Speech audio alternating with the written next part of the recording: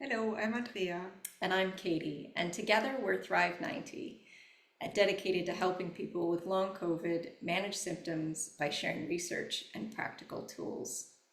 And today we're talking about how long COVID and long COVID symptom management and long COVID recovery look and feel really different to recovery from other illnesses and injuries.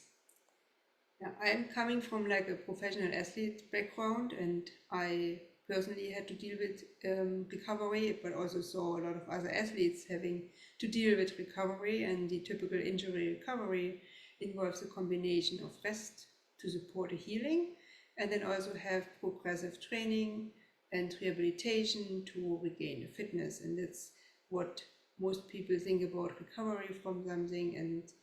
And long COVID is not just like another recovery. There are different aspects to it, and we want to dive a little more into the differences to those normal or typical injury recovery processes. So long COVID is very different because people experiencing long COVID faced, rather than a single injury that then needs to heal and then you can work on kind of strengthening and improving capability around that. Long COVID is actually an ongoing systemic challenge in your body's systems, like your nervous system, your immune system, etc. And so you need to attack that in a different way. So it's not just about rest and then working to get better. It's about actually how do you work to improve the way those systems are functioning and reduce that heightened response or the reaction that those symptoms have on an ongoing basis as a result of the COVID infection or the feedback loops that are happening in your body with long COVID. We needed a different approach that allows you to build up your body's foundations and then move forward from there. So the way to focus on that is to think about calming your system to then rebuild your body's functionality, but from really, really strong foundations.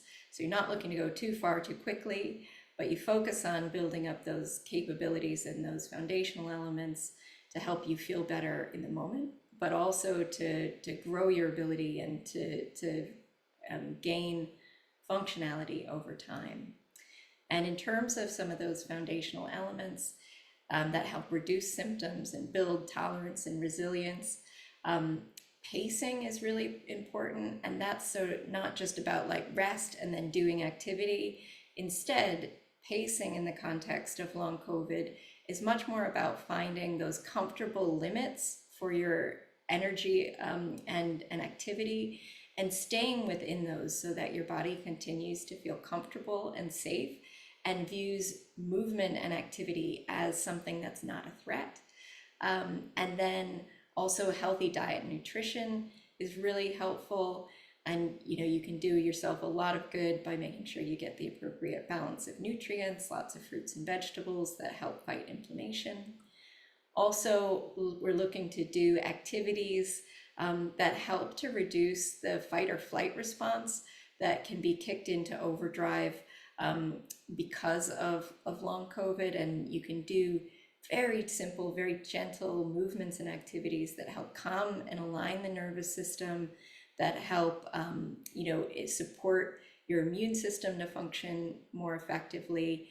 And then when you do that foundational work, you'll start to feel better, so the symptoms kind of subside, and then your body is both ready and able to take on more activity. You'll feel more energy, you'll feel less impacted negatively by symptoms, and you're able to build up your tolerance and resilience to do more over a period of time.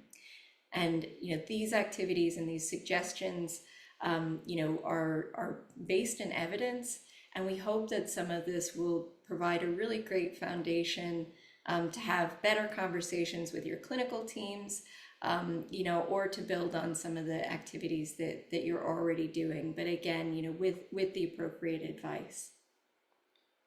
Katie just mentioned the evidence, and which tells us that we know some parts, and we can say we know enough to help to reduce the long COVID symptoms.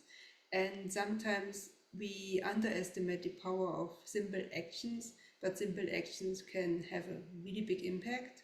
And we want to also like use them to reduce symptoms and to let you build on a solid foundation by using like little steps and not thinking that because they're just little, they don't have much impact.